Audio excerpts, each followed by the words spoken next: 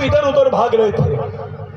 कुछ सूअर और सूअर के बच्चे पानी में ठुकर रहे थे। बिरसा मुंडा ने देखा, वो जगन्नाथ के मंदिर का ताला तोड़ दिया और पूरे सूअर के बच्चों को अंदर लेके चले गया। पूरे सूअर को अंदर लेके गया। सुबेरे हंगामा हो गया। सब लोग, पूरे पंडे लोग तैयार हो गए। अरे बिरसा मुंडा ने तो भगवान को अपवित्र कर दिया, अब बिरसा मुंडा को इसकी सजा देनी चाहिए। सुबह हुई, बिरसा मुंडा ने बोला ठीक है, आप मेरे कुछ सवाल का जवाब दो, आपके सवाल का जवाब मैं दूंगा। तो पूरे पंडे बैठे और बोले कि बिरसा जी ने आपने भगवान को अपवित्र किया। तो बिरसा मुंडा ने बोला ठीक है, मैं एक सवाल पूछता हूं, ये सूरज को किसने बनाया? तो पंडा बोला ऊपर वाले ने। बिरसा मुंडा ने पूछा ये झाड़ को किसने बनाया? तो पंडा बोला ऊपर वाले ने। फिर बिरसा मुंडा ने पूछा तेरे को किसने बनाया? तो पंडा बोला ऊपर वाले ने। फिर बिरसा मुंडा ने पूछा ये सूअर को किसने बनाया? तो पंडा बोला ऊपर वाले ने। तो बिरसा मुंडा ने बोला कि जब एक जगह का उत्पादन एक जगह है, मैन्युफैक्चरिंग कंपनी एक जगह है, उत्पादन की फैक्ट्री एक ही है, तो सामान की अलग अलग कैसे हो सकते गोडाउन? अबे जब उसने बनाया, उसने फर्क नहीं किया तो तू होता कौन है? उसका दूसरा जवाब दिया बिरसा मुंडा ने कि जिस सभी धर्मों में सूअर को तुच्छ जानवर मानते हैं, लेकिन आदिवासी संस्कृति में सूअर को नारायण देव बोलते हैं, उसको भगवान के जैसा स्थान है। फिर बिरसा मुंडा ने बोला भाई एक तुच्छ जानवर का स्थान भगवान के इतना है, तो इंसान का कितना बड़ा स्थान होगा आदिवासी संस्कृति में, ये सोचो। मैं दिल्ली में गया था, बड़े बड़े लोग बैठे थे, आयुर्वेदिक मेडिसिन पे काम चल रहा था, बहुत अच्छी मीटिंग चल रही थी। कुछ लोग हंस रहे थे जब आदिवासी का विषय आया और मव्वे का विषय आया तो लोग हंस रहे थे। अरे आदिवासी मव्वे के झाड़ की पूजा इसलिए करता है क्योंकि मव्वे की दारू पीता है। तो मैंने बोला भैया ऐसा नहीं है। जब चावल नहीं उगता था, जब गेहूं नहीं उगा था, जब जवार नहीं होती थी, मक्का नहीं होता था, तब हमारे लोग जो रहते थे पूर्वज, वो मव्वे के झाड़ की रोटी खाते थे, मव्वे की रोटी बना के खाते थे, उसका इरुक बना के पीते थे। ये आदिवासी 10,000 साल से मव्वे के झाड़ की पूजा कर रहा है, उससे अभी तक बेईमान नहीं हुआ। ये हमारी संस्कृति है। आदिवासियों की संस्कृति मामूली नहीं है। आदिवासी संस्कृति से भगवान निकले, ये भगवान पैदा करने वाली मशीन है। यहां का कोई भी भगवान आदिवासियों से छूता नहीं है। विश्व का कोई भी धर्म ले लो, चाहे क्रिश्चियन धर्म ले लो, पुरुष ने बनाया, हिंदू धर्म ले लो, ब्रह्मा ने बनाया, इस्लाम ले लो, मोहम्मद पैगंबर ने बनाया, बौद्ध धर्म ले लो, बुद्ध ने बनाया, लेकिन आदिवासी संस्कृति की निर्माता महिला है, मां है। उसने तैयार करी इस संस्कृति को, और ये संस्कृति और प्रकृति दोनों समानार्थी शब्द है। यही से तैयार हुआ है अपनी संस्कृति। इसलिए आदिवासियों को सबसे बड़ा बेस मिलता है संस्कृति का। आप आदिवासी इसलिए नहीं हो क्योंकि आप हिंदू हो, आप आदिवासी इसलिए नहीं हो क्योंकि आप क्रिश्चियन हो, आप आदिवासी इसलिए नहीं है क्योंकि आप बौद्ध हो, आदिवासी इसलिए हो क्योंकि आपके पास में संस्कृति है।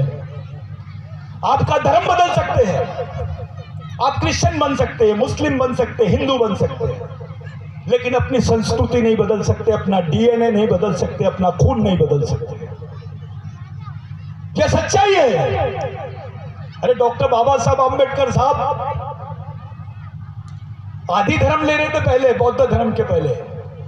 उसका कारण है क्योंकि वो आदिवासियों से बहुत इंप्रेस थे। डॉक्टर बाबा साहब आंबेडकर को आदिवासियों ने मौका दिया। डॉक्टर बाबा साहब आंबेडकर तो भंडारा से इलेक्शन हार गए थे, वही डॉक्टर बाबा साहब आंबेडकर पहली बार पश्चिम बंगाल से जीते। जिन्होंने उनको जिताया वो बिरसा मुंडा को मानने वाले लोग थे।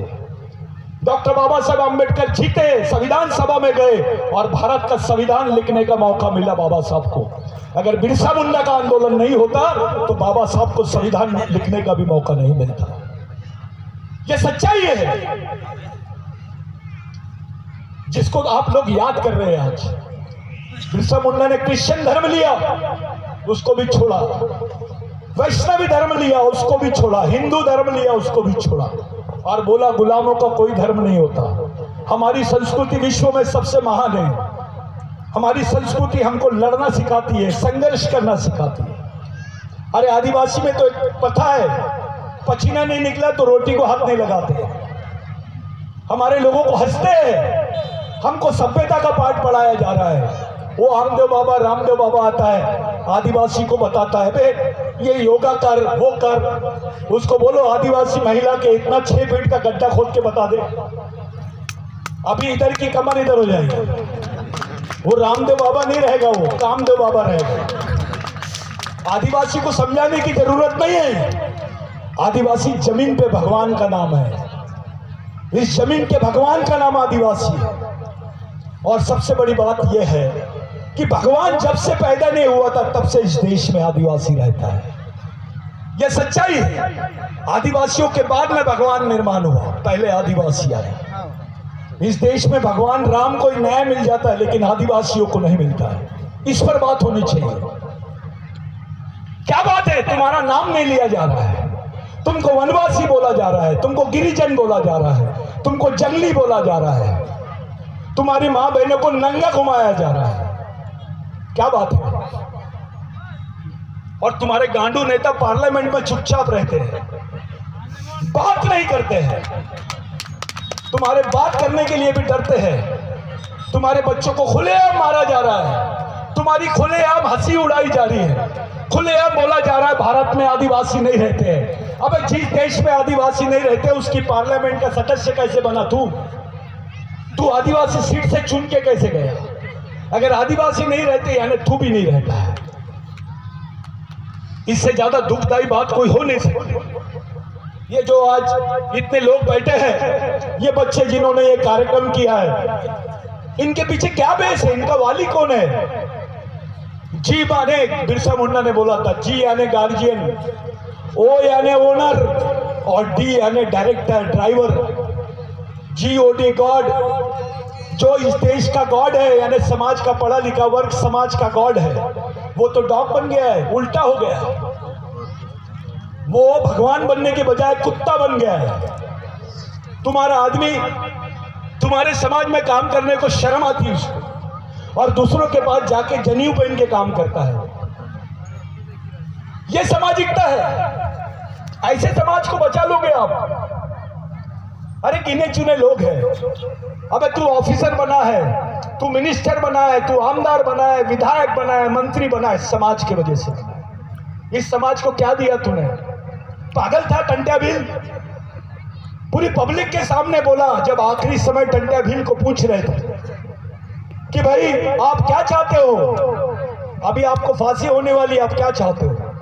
टंट्या भील ने बोला, उनकी बहन भी खड़ी थी, परिवार के लोग थे, मैं इनको भी देखना नहीं चाहता, मैं सिर्फ मेरे समाज को देखना चाहता हूं जिसके लिए मैं जिंदा हूं और जिसके लिए मर रहा हूं।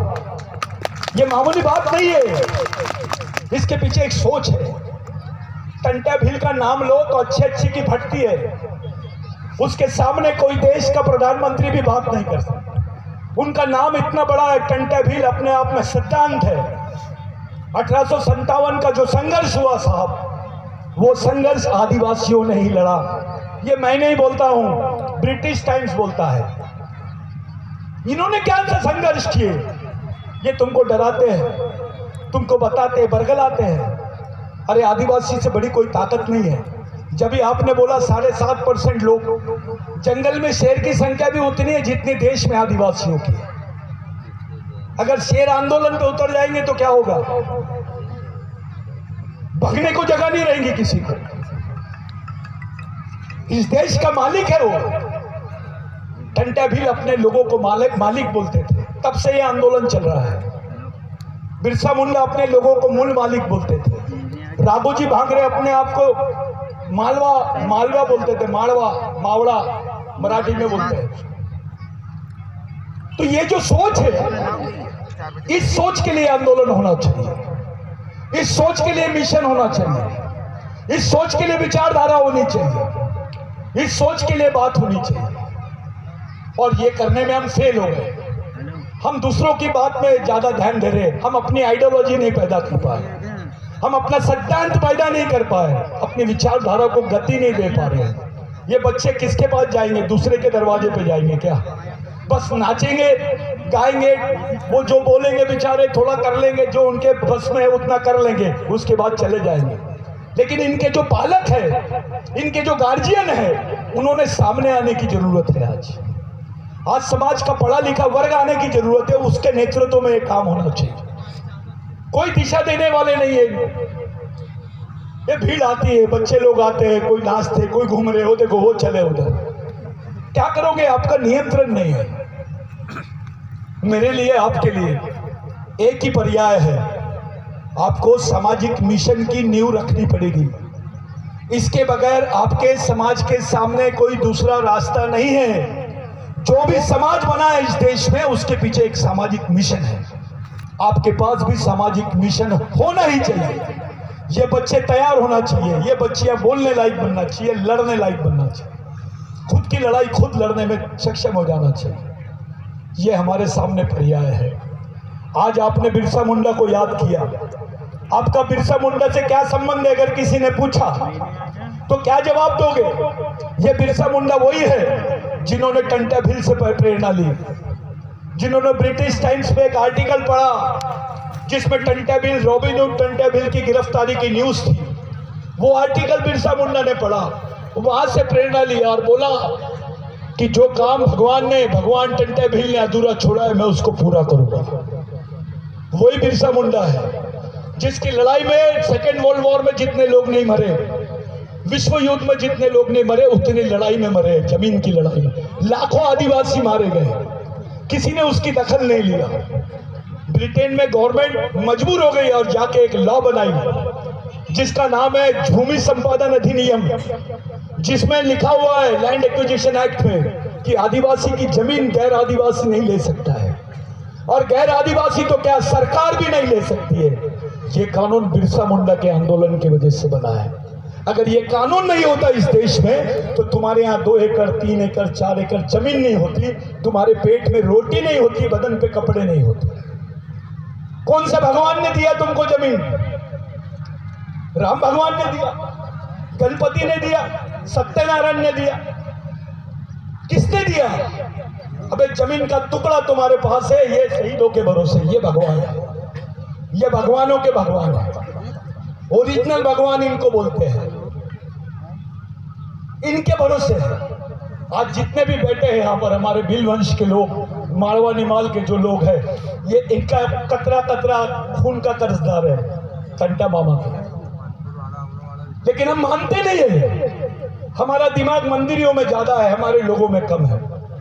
अरे तू जिंदा है शहीदों के भरोसे, तू आज आदिवासी बोल के जी रहा है शहीदों के भरोसे, तेको आरक्षण है शहीदों के भरोसे, तेरी पहचान है शहीदों के भरोसे, और तू पंडितों के भरोसे जा रहा है।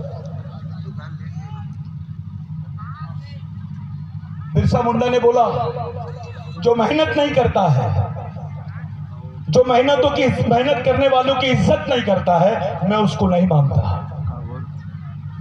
मैं ऐसे भगवान को नहीं मानता हूं जो ब्राह्मणों की मानता है। मैं ऐसे भगवान को ब्राह्मणों के घर का कुत्ता समझता हूं। ये बिरसा मुंडा ने बोला। बिरसा मुंडा ने बोला, जो समाज विचारों से गरीब रहता है, वो समाज आर्थिक रूप से गरीब रह चलेगा, लेकिन विचारों से नहीं रहना चाहिए। और जो विचारों से गरीब रहता है, वो गुलाम पैदा होता है और गुलाम ही मर जाता है। ये बिरसा मुंडा की सोच थी। आप लोगों के लिए, मेरे लिए ये समय बहुत महत्वपूर्ण है। मैं ज्यादा समय नहीं लूंगा, लेकिन हाथ जोड़ के विनती करूंगा आप लोगों से, संगठनवाद, पार्टीवाद, क्षेत्रवाद, व्यक्तिवाद और पूंजीवाद, इसके बीमारी से बाहर निकलो। केवल समाजवाद और सामाजिक मिशन, इसके बारे में सोचो। जो हमारे महापुरुषों ने मिशन चलाया है, उसको चलाना ही एकमात्र पर्याय है। दूसरा कोई भगवान तुमको बचा नहीं सकता। कोई भगवान नहीं बचा सकता तुमको। ऊपर से भी आएगा तो नहीं बचाएगा, क्योंकि यहाँ तो भगवान, पंडित का नाम जो ब्राह्मण है, वो भगवान के बाप का नाम ब्राह्मण है। रोज भगवान ब्राह्मण की मर्जी से खुलता है और ब्राह्मण की मर्जी से बंद हो जाता है। ब्राह्मण तय करता है कौन से भगवान को कौन से दिन पूजना, जैसे कि रोज कॉल पे बात करता है वो, और हम उसकी बात को मान लेते हैं। अबे आदिवासी को मालूम है पानी कब आएगा, आदिवासी को मालूम है तूफान कब आएगा, आदिवासी को मालूम है फसल कब आएंगी। जमीन के भगवान का नाम आदिवासी है, जिसने पहली बार बताया पॉइजन किसको बोलते हैं, जिसने पहली बार बताया अंगार कैसे उगती है, जिसने पहली बार बताया धान कैसे उगता है, वो आदिवासी महिला है जिसने मोहनजोदारो हड़प्पा की संस्कृति में कृषि संस्कृति का संशोधन करी। वो हमारी भारत माता है, ये काल्पनिक भारत माता नहीं। और एक बात, अपने को शुरू में डर लगता है, शुरू में लड़कों के दिमाग में डर रहेगा, अरे यार अपन ये वाला संगठन में चले जाते, इसमें चले जाते, आज थोड़ा सा अपन गमछा बांध लेते, क्या करेंगे बे, गमछा बांध के सुरक्षित हो जाएगा, यही गमछे को फांसी का फंदा बना देंगे। दिमाग में ताकत होनी चाहिए, इसको तैयार करो। ये देश दिमाग से चल रहा है, हम पे जो राज कर रहे हैं वो दिमाग से कर रहे हैं, उसकी काट भी दिमाग से खोजनी पड़ेगी। वो विचारों से वार करते हैं, तुमको भी अपने इतने खतरनाक विचार रखने पड़ेंगे कि सब पे हावी हो जाओ। इसके बगैर तुम्हारे पास कोई चारा नहीं है। और विचारों की लड़ाई लड़ने के लिए शिक्षण और प्रशिक्षण, ये दो ही रास्ते हैं। शिक्षण तो ले लोगे आप, लेकिन सामाजिक प्रशिक्षण कहां से लोगे। एक मुसलमान भाई अपने बच्चे को 4 साल की उम्र में बताता है, समझाता है कि बेटा ये कुरान शरीफ है, ये तेरे जीने मरने का रास्ता है। एक हिंदू भाई अपने बच्चे को बताता है कि बेटा ये रामायण है, महाभारत है, इससे तेरे को जीना पड़ेगा, ये रास्ता है। एक बौद्ध भाई डॉक्टर बाबा साहब अम्बेडकर का ग्रंथ देता है, बुद्धा एंड हिज धम्मा, वो बताता है उसको कि तेरे जीने मरने का मार्ग है। आपके पास कौन सी किताब है साहब, कौन सी किताब आप अपने बच्चों के हाथ में दोगे, बताइए। संविधान, उसके अलावा क्या है। आज तो संविधान भी नहीं बचा पा रहा है, आपको रास्ता नहीं बचा आपके पास। आपकी सोशल कौन सी यूनिट है, सोशल किताब कौन सी है आपके पास कि जो अपने बच्चों को दोगे, आप बता सकते हो। आप कोई रास्ता नहीं है आपके पास, आपने तैयारी नहीं की। हमने अपने समाज को लावारिस कर दिया, छोड़ दिया। ये समाज निर्माण की प्रक्रिया ऐसे नहीं होगी, इसके लिए बहुत गंभीर बनना पड़ेगा। ये बच्चे जिन लोगों ने ये कार्यक्रम किए, मैं इनको सैल्यूट करता हूं, क्योंकि चाहे कुछ भी हो, किसी ने उनका साथ दिया होगा नहीं दिया होगा ये बात अलग है, लेकिन मैं उनके हौसले की दाद देता हूं कि उन्होंने इतना सुंदर कार्यक्रम किया। हो सकता है मेरे भाषण से आगे भाग गए होंगे, उनको मेरी बात नहीं समझी होगी, लेकिन जो लोग समझे हैं, कम से कम वो लोगों से मैं उम्मीद करता हूं कि आपने समाज को अगर बचाना चाहते हो तो सामाजिक मिशन ही आखिरी पर्याय है, इसके अलावा कोई दूसरा रास्ता नहीं है। आप पाइली के 50 संगठन बना लो, बिरसा ब्रिगेड बना लो, कोई भी संगठन बना लो, कुछ नहीं होगा जब तक के तुम्हारे दिमाग की दुकान नहीं खुलेगी, दिमाग का कारखाना नहीं खुलेगा, तब तक के हम लोगों को कोई आजादी नहीं मिल सकती। हम दुश्मन से सिर्फ एक ही बात में पीछे है, विचारों से। उस लड़ाई को जीतना है बस। जय बिरसा, जय आदिवासी।